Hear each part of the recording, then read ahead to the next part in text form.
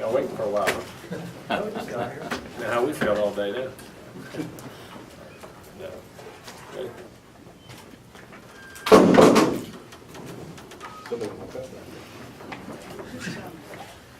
Well, it's good to have the day finally wind down. Get the last ones in and do what you got to do. I think I love our class. I think we got a lot of the guys we really wanted and met our needs, and that's the big thing. Not only getting very good quality people and good athletes and good students, but meeting the needs in which we had in certain positions and things we had to have. And I think it's going to create great competition within our team. We got some very good young athletes that will be able to come in and hopefully compete for starting jobs, which you always want as a coach. But that's the thing, you want to build that depth and the competition on the practice field and be able to make yourself a better football team. But very proud of it. I think our staff did a tremendous job. Went out and worked diligently, very hard, dotted I's, crossed T's, built great relationships. We're able to finish well. And then the other thing is our players. I say that all the time. Our players are doing a tremendous job, and it's one of the things I said about our team earlier when we struggled at times during the season and different things. I said I love this football team. The energy level which they put forth in recruiting. When we brought those guys here on visits, they spent a lot of time with them and sold the program and sold the things we're doing. And I say all the time, we can recruit as much as we want, but the players don't sell your program. When the recruits get around the players, they tell them what's going on. And our players sold our program. We're very happy with the things that are going on and enabled us to strengthen our football team. And that's what the goal was today, and we're very happy with the way that they concluded.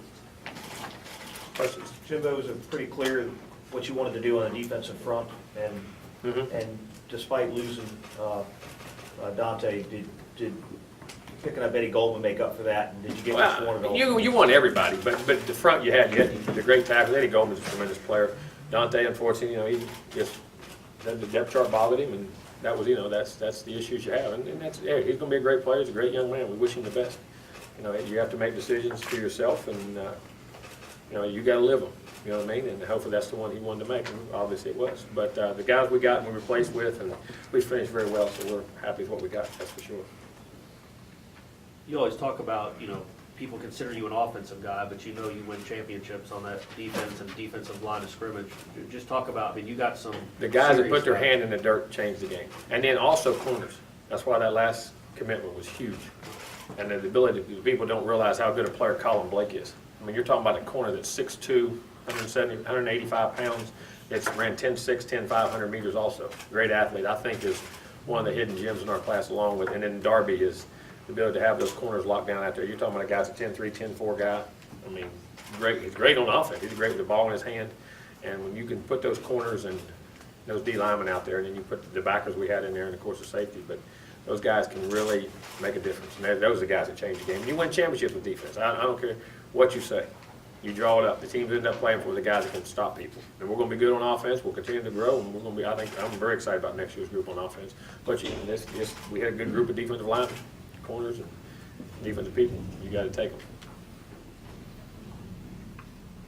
Jimbo, with you going for a little United Nations here in Florida State, you got a native of Germany, now 2 natives of England, and a native of Switzerland on there. And, well, it's. I say this all the time, and you heard me say it. It's not a regional world anymore. It's not even a national world.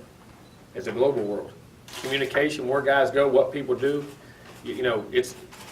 Recruiting's open across the country, and you have a lot of folks over there that are now learning football, getting in football. A lot of big-bodied people that are athletic, and a lot of those guys, being soccer players and doing things at early ages, those big guys are developing athletically. And a lot of things that are going on, and it's opened up a whole new avenue of finding recruits because you're always looking. And the hard thing is to find is big athletic people, and the bigger and more athletic they are, the better they are for football. And it's opened up. We're very fortunate to have the ones we have.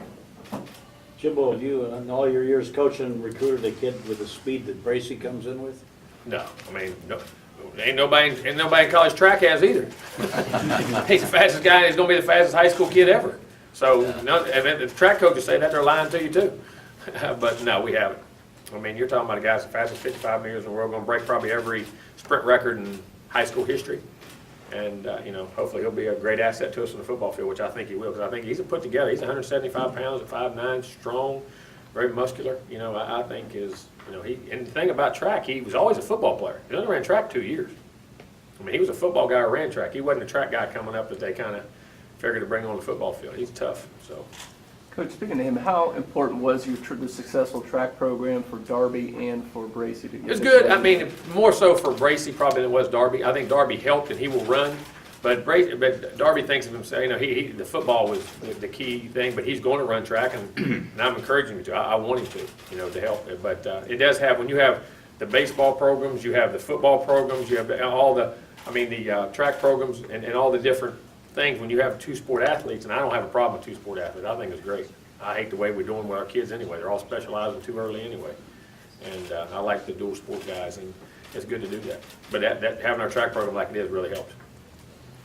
Coach, you have a couple of guys in Menelik Watson, and then also Daniel Glauser, who really don't have a whole lot of experience on the football field. How much is there? They've played 3 or 4 years. It's good because also you don't have to unteach. See, people say, well, you got to teach, but you don't have to unteach. Because sometimes the hardest thing about, it's like when you're at a place for such a long period of time and you do things a certain way and a new boss comes in, it's hard to learn new ways. You know what I'm saying?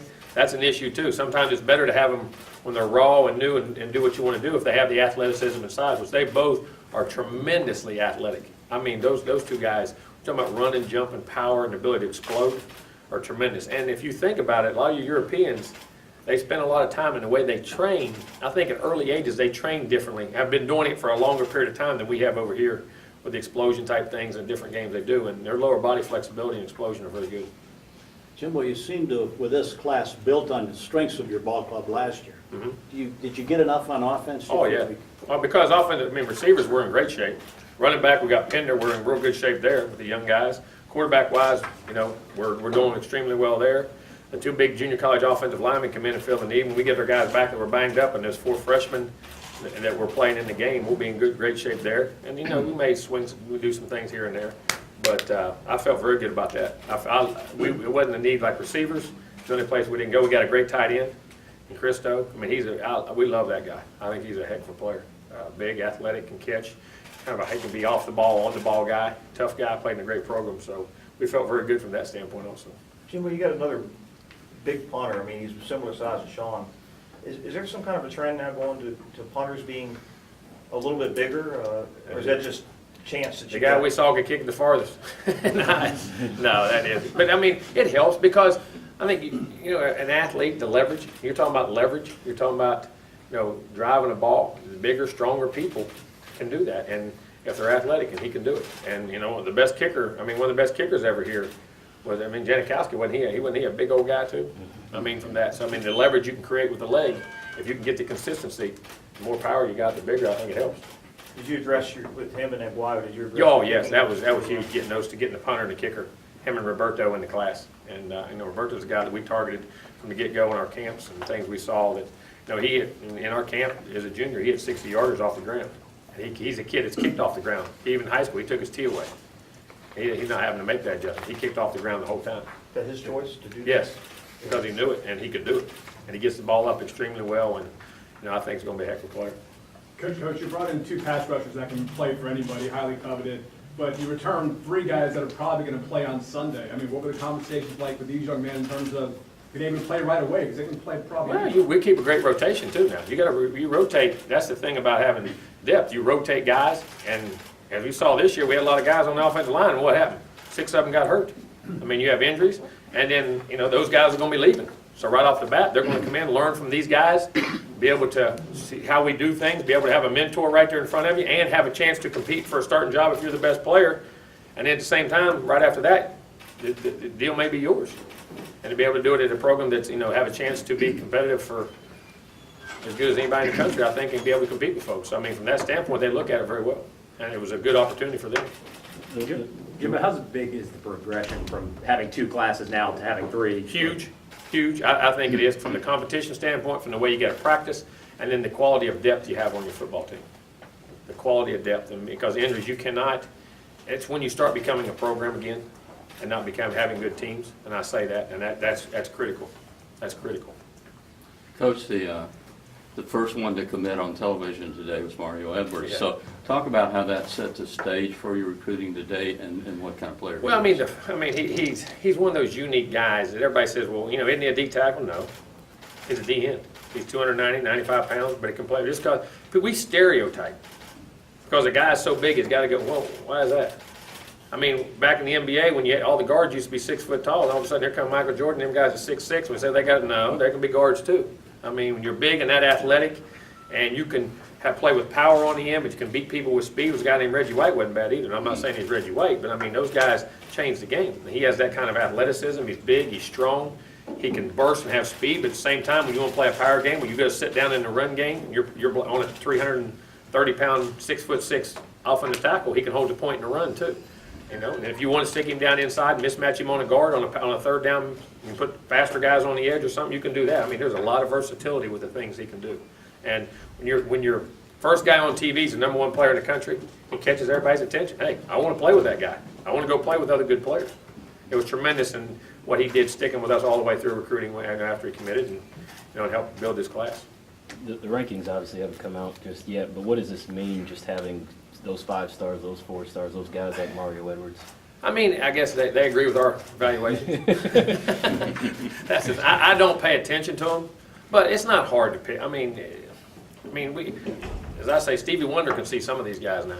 I mean, you can evaluate. I mean, it's not hard. I mean, size, speed, and the production and things they do, just how they fit into your program. But I mean, we got the guys we wanted, and obviously a lot of other people like the guys we had too. But I say we don't recruit off the list, but we recruit off our own evaluations. And but we agree. I guess we all agreed this time.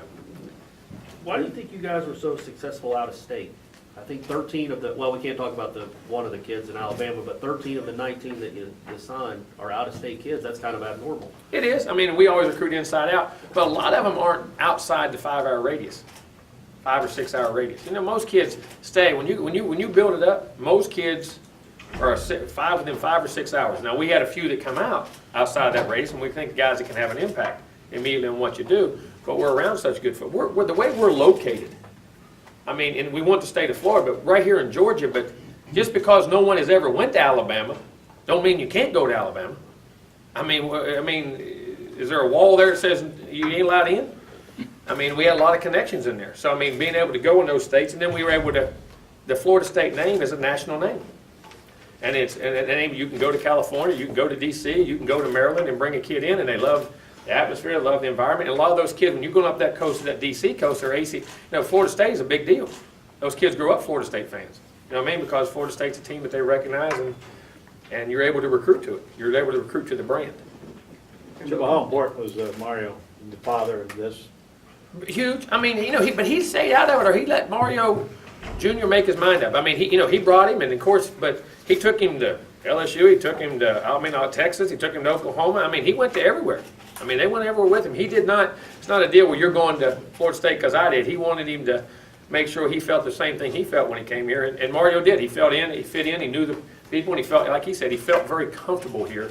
And then also when your dad plays here, it doesn't hurt either. I mean, having that comfort level. But, Mario Sr. is for, somebody who played here, was an excellent player here, and played in the NFL and all those things. And me watching it from the outside, I thought he did a great job of not trying to influence Junior to go where he wanted to go. I think he let him make his own mind up. Jim, talk a little bit about Reggie Northrup and the importance of getting him in, because I mentioned Arrington transferred, and that's a position you need a little. He said we need linebackers, and having Marcus Allegwe, who's a tremendous player, and then having Northrup switch over. And we're not a team. It seems like every time we recruit somebody, that just turns up the heat. Everybody starts targeting us. But when they commit, we wasn't a deal. We kept recruiting Reggie. We didn't pound. We recruited him. And we told him, if you ever change your mind, we're here. We don't call and just keep saying, hey, come to here. It didn't work that way. And then, later on, we stayed persistent. We're around and would occasionally just say, hey, if we're here, if you have to change, just wanted you to know that. And all of a sudden, one day, he said, something, I would like to look around, so come on over. And then the ability, I think he's very athletic. You watch him on film, very instinctive, makes a lot of plays. He's not just a run linebacker. He can cover the pass, has good ball skills and things he does. And I think, and again, another guy in this class that, you talk about Mario and those guys, but I think he's a heck of a football player. Speaking of the leg, was there a little bit of concern when we went to Cal last week and was going to maybe cut off his thing, or you guys were pretty confident? We were pretty confident the whole way. I mean, we had some good discussions behind the scenes, and Marcus is one of the guys who's been with us the longest. You know what I mean? And when you guys get to know him, you're going to love him. You talk about a very smart, well thought out, very well mannered, sharp young man. You guys will enjoy him. And there was always you get butterflies in your stomach, and you don't ever, I've been in this business too long to ever say you don't worry. But, we're still pretty confident, because he's a great young man. Hey, Jim, but Wayne State, with Will having a second recruiting year and Al the same way, and a year on the field behind him, was it more competitive? Could you tell that Yeah, I that it mean- maybe a little bit tougher this time around with those two guys getting a little bit more established? Yeah, but it was tough before. I mean, it really was, even though, because those kids still grow up in Florida and Miami, other kids do that you're recruiting, and maybe probably was a little tougher, but I've always felt it was tough here. And that's the thing about Florida, it's unique. I mean, there's so many schools in the state that you're constantly battling, and so many good players. Then the out-of-state people come in here. I mean, this is this is the, I call the makeup area for so many schools. They get their home base, they get their base 10, 12 guys, and then where they have to go to a state that has players. Those states usually are Florida, Texas, and California. And so everybody on this coast always, and in the north, always migrates to Florida, so you're always battling them too. So, recruiting Florida is, even though people say it's such a fertile area, but it's a battleground now. There's been a little bit of a surprise over, that on the internet that Al had as good a recruiting class he did, but is there any surprise to you that Al did as well? No, I mean, Miami's got a great product. They've always sold, and they've done a good job going out there and recruiting. And again, you're in an area with so many good players. We can't get them all. Florida can't get them all. And they did a good job of keeping them from leaving the state. And they battled us for some, got some of those. I mean, when you're here, the 3 schools of state always going to have good players. You looked at, was it 92 of the top 150 were in the Southeast? Isn't that right? 92 of the top 150? So every time you turn around, and like I say, the rest of those schools are all down in here too. So, but, they're going to battle for them. Coach, getting back to Mario Edwards, you sometimes have an encyclopedic knowledge of Florida State's history when it comes to football. Have you thought about what it's going to be like to coach the son of a guy that honestly didn't play that long ago? It is amazing. I mean, it is amazing. It's hopefully some of those other guys will have some kids that good. They'll all have them like that. Well, I'm for it all. I promise you that. But it is kind of ironic, and I think it's good for Mario. It'll be interesting. I mean, our fans will they'll remember those days. And Mario was a heck of a player himself, and I'm blessed to be able to recruit him. I know that, be able to get him here. Talking about Eddie and Mario, but how does Justin Shanks fit into Oh, it? I mean, yeah, remember Justin Shanks. Now they gave him 310 on there. He on our visit, he's 334, and he is flat. He's flat as a pancake when you're talking about his stomach. I mean, it's in his back and his legs, which is where you want. I mean, he's a broad, athletic, can bend, can run, 6'2.5", 6'3".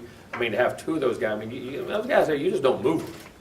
I mean, even you may shield them or something, but those guys, I mean, he doesn't get the credit he has for as good a player as he is, in my opinion. I mean, he's a big physical guy that will be a very good player in there.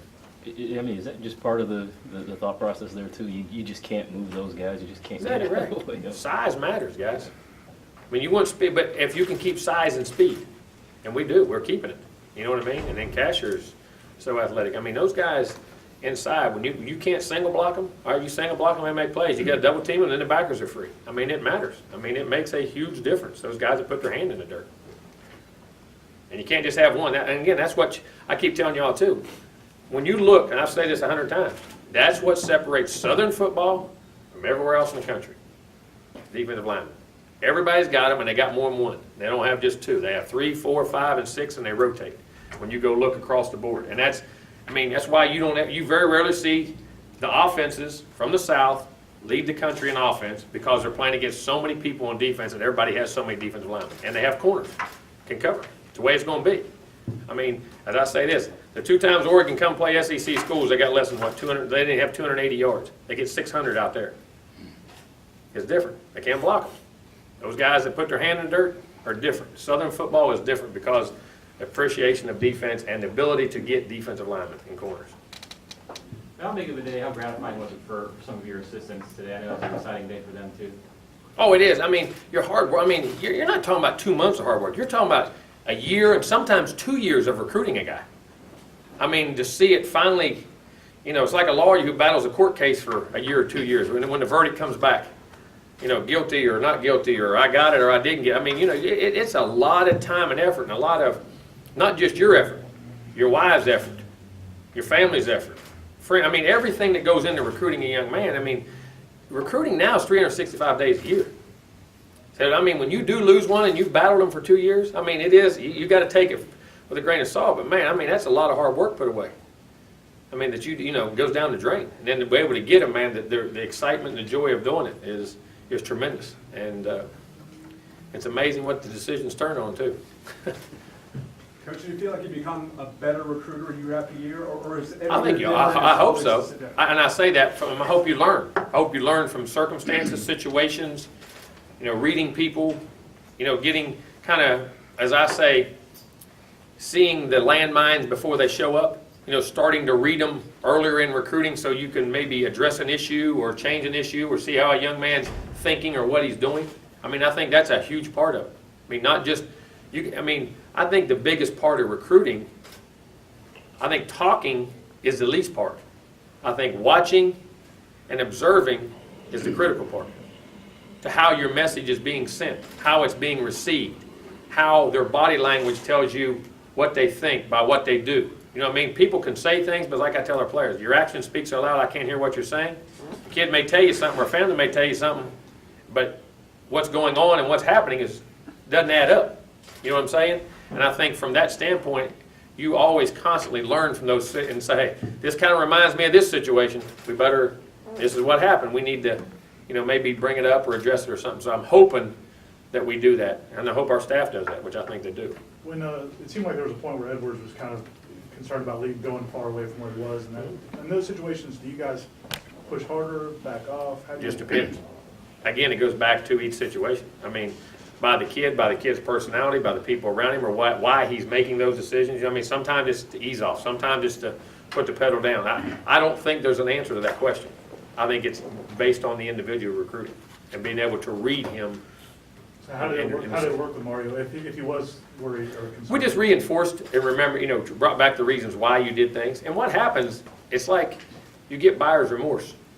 You know what I'm saying? Right before you know, it's like the guys are engaged. The guys that get engaged for 2 months, they get married quick. Them guys that keep saying, well, I'll get married next year. Well, then it goes 1.5 years. Then it goes to 2 years. Then it goes to 2.5 years. You keep pushing it back because you keep, you know, am I real? And then because you got everybody in the end telling you everything you want to hear. So, I mean, you know, with him, it was just reinforcing the reasons you came here and then getting the big thing. And he went, so he committed. And the guys that commit early, sometimes that's a problem too. Because you know why? Y'all forget about it. And I say, you're not paying attention to them. Well, he's committed, so I want to go on who's got so-and-so. I want to give him, well, what happened to me? They quit. All of a sudden, they had all the attention, now they're getting none. You know what I mean? So now they got to create the tension. Now, well, I'm going to visit. I'm going to go somewhere else. I'm decommitting. I mean, part of this is from the attention that kids want, because recruiting has become I don't know what it is. It's an animal of its own, and we create it. I mean, that's sometimes it's bigger than the season. Yeah. But on him, it was just reinforcing. And then when you got him back over here again for the visit late, well, sometimes those guys is better. Then reinforce. He got the same feelings again, understood why he did it, and we were able to bring him back. How much can you allow? I mean, with the kids, a lot of these kids not coming until the fall. How much can you allow guys you have signed to determine maybe position changes and stuff currently on the roster? You know, I mean, you've probably already had that thought out. You know what I'm saying, for what's going on, based maybe off of them, but not a lot on them. You know, you're going off needs or what you have to change. So they won't have a huge impact on that. So your conversations with the kids on the team have already taken place? Some, and some haven't, and thoughts, and I don't ever make anybody do anything I don't want to do. I'm not saying we will. We may not. We may not do anything to anybody. But you're always trying to tweak and turn. And, you know, like I said, some of the best players we ever had at schools I've had, you know, for instance, Marcus Spears, I say, he was a tight end for me for a full year. Wouldn't change. Showed him a signing bonus for defensive ends compared to tight ends. Boy, he jumped right over there. You know, Corey Webster, who's going to be playing in the Super Bowl this weekend, played 2 years as a receiver for me. Caught 5 balls for 75 yards in the Sugar Bowl. That spring he was on corner. He needed a corner. He went back over. But also not just, then if you do that, it's not based on just the team need. It's based on if the kid can really benefit and see it as a position change that could benefit his career. Like Corey became a first-round corner. As a receiver, he'd probably been a middle-round guy. I mean, he's really good. But, you know, the big picture of doing things. So, I mean, if those things happen, it's betterment for your team, but also you got to take in consideration the betterment of a kid, because the kid's talking about a pro career in a lot of these guys. I mean, you go back to, Jack Hunt, all those guys. I mean, we had tons of guys over. We moved constantly in everything we did. But that's the part you got to be able to see things. How many are you waiting on right now? Without naming names, how many you waiting on? Can't say unless they, I think everybody knows the answer to that. How instrumental was Odell with Goldman? And talk about his recruitment a little bit. I know you said. Well, he was kind of a here's what tough you guys are kid gonna realize tonight when you go to the thing. The coaches that talk about play now, we talk about them by position. They're gonna talk about the guys they recruited. So what I wanted to say, I mean, Goldman was huge in his, but also Odell recruited? He was a lead recruiter on Darby. You know what I'm saying? We get so stereotyped, we think the only thing you can do is recruit your position. It's not. If that's all you can do, then you're not of any benefit to the staff. If you can't recruit another position, now, we all recruit them, and position coaches have to get involved. But the guys who have the area, I'm not a position recruiter, I'm an area recruiter. And the lead guy in that area is a lead dog for that, unless there's a conflict of personality or something. For instance, you know who recruited Marvin Bracey? I don't. Rick Trickett. Oh.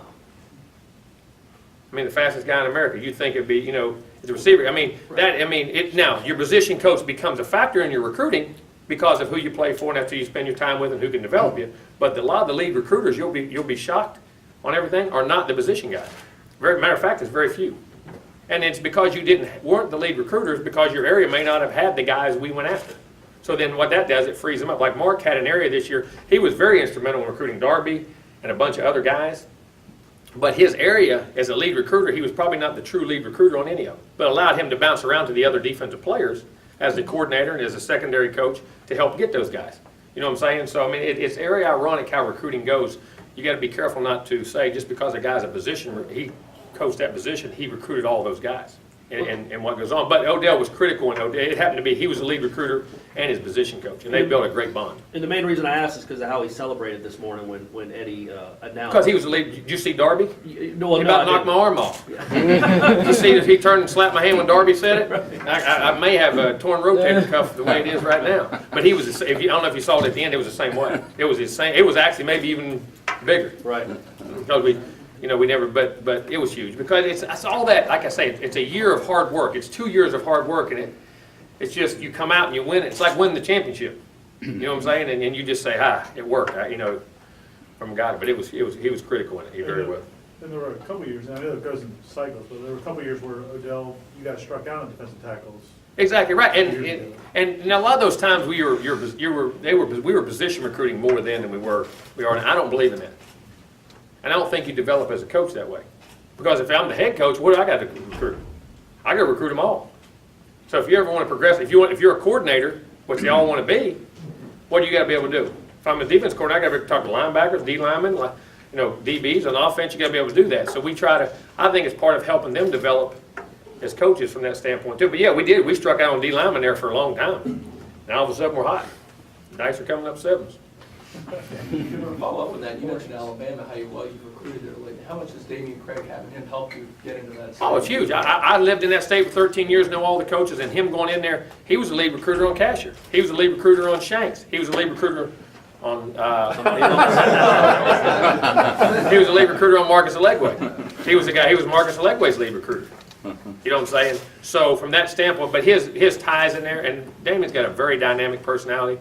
All of our coaches are very hardworking. Dawsey does a great job. Dawsey can all of our guys. They do a great job of crossing over and recruiting all the different positions. But it was huge having Damian in Alabama. That's obviously when you brought him in. That's something you knew that Damian had that personality. Mobile's 3 hours down the road. Yeah. And here's the other thing: it's not personality. Over there, you better be able to dig your feet in the ground. Say, come on. You got to be able to go blow for blow. You got to be able to understand how to recruit over there and how the mentality of that state is. Because of people leaving and they don't want them. You can't take no for an answer. You can't, because I'm going to tell you what, you ain't going to get a lot of help inside. There ain't going to be a lot of people, other coaches and trying things, helping you and doing things. You got to be able to grind it, and then he does that tremendously. Coach, He's a fighter now. Coach, results aside, I mean, is this an enjoyable day for you, a process? It is. It is. You look forward to it, you almost dread it sometimes. No, I like recruiting. I like that combat. I like the personalities. I like to meet the people. I like going across, and the ups and downs of it, and it's part of it. I enjoy it. I really do. I mean, it's tough, and I say it all the time. The social media makes it ridiculous because the thing that used to happen, the thing I hate about it, again, like I say, is because if it's written, it's true. Well, anybody can say it. And then you spend all your time dealing with it. But that's what makes, that's the toughest part of it, to be honest with you, is the social media part of it. Coach, now that you've had a couple of good recruiting classes back to back, you just kind of set a precedence for the future, or does it put you guys at risk of other schools saying, well, you don't want to go there because you won't get to play, they've recruited all If that guy does, and he doesn't want to come here, we didn't want him anyway. Huh. If they're scared of competition, I've never been around a great player, and the great teams we coach and we build teams. I've never been around a guy who, I'm talking about, panned out and was a great player that ever thought about the depth chart. Because they know they're great players, they play. The guys that are depth chart watchers, now I'm not saying they all do, sometimes they pan out and it works out. But that's the reason they let somebody else pick their school when they want to go somewhere else. You guys have a hard time making it, in my opinion, because it's so competitive. And that's the way you want to look at it. You want to come here, we got good players, you're right. As we want to compete, you want to win championships, you want to play for championships, you want to find out how good you are, and that's when you should come to Florida State. So who's more important in a family? The mother, the father, the grandmother? Depends, I see a the lot of- decision maker. Yeah. Whoever the decision maker in that family is, and who that young man leans on, that's the most important. And you hit them all. You forgot girlfriends, you forgot cousins, you forgot uncles, you forgot, I mean, seriously, it can be, that's the key thing, is finding the decision maker. You got to find the decision maker. About the quarterback, you do have signed Sean McGuire. Hey, we don't talk about him. I mean, he's out in the USA game today. I'm anxious to hopefully get to watch some of it here at 5 o'clock. They got the game on against the World. He's the captain of their team. Very good arm.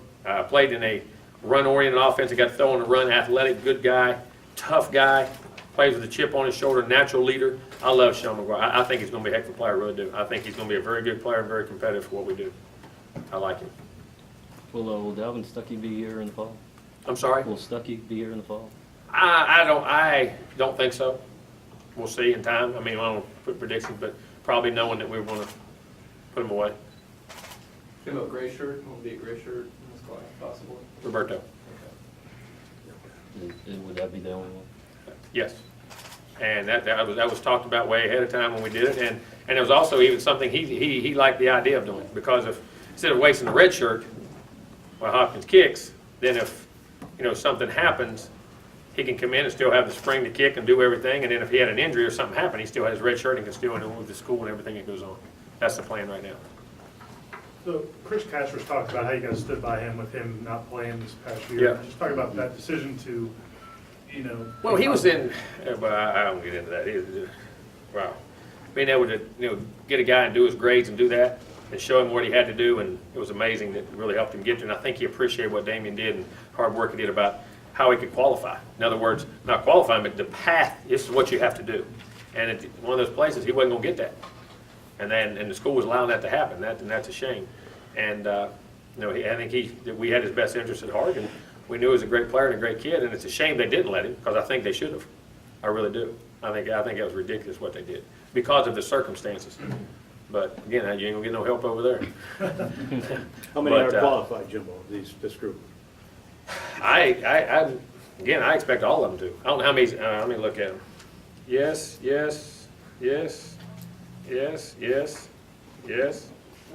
I have no problem there, yes. Should be yes. I say there's maybe one or two that have really work to do, but the rest of them should be, and I expect them all to qualify. I expect everyone to qualify. You mentioned you didn't have a problem with two-sport athletes. How much did that work in your favor? And I'm sure it probably would, with some of the kids, kind of help with the trust factor in a way too. It does. I mean, and this place here has done it as well as anybody.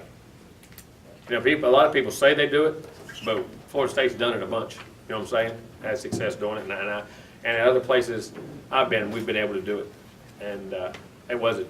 That is a big factor. Does not bother me. Does that include quarterback too? Mm-hmm. Does not bother me. Two more questions? What did you feel good about Goldman? Because you said, I saw the interview where you said he was kind of hard to read because he was so quiet. And he listened. He was a great listener. He really was in recruiting. He was a great listener, which I think is some kids want to tell you, you know what I mean? And he sat back and was quiet and didn't show his hand. But, you know, the last 3 or 4, I mean, again, from body language and things, I started feeling confident. I wouldn't say comfortable, but I started feeling more confident about that situation. 3 or 4 days, I'd say. You already have like a handful of guys you already feel good about for the next class? Yeah, oh, yeah. There's some commitments that are in, and yes. Ballpark? There's, Yeah. we know of what? I mean, 3, for sure. And some other guys, We're we're, 13. yeah, I mean, we're started on that. We've already got going on that pretty good too. All right, thank you. Thank you.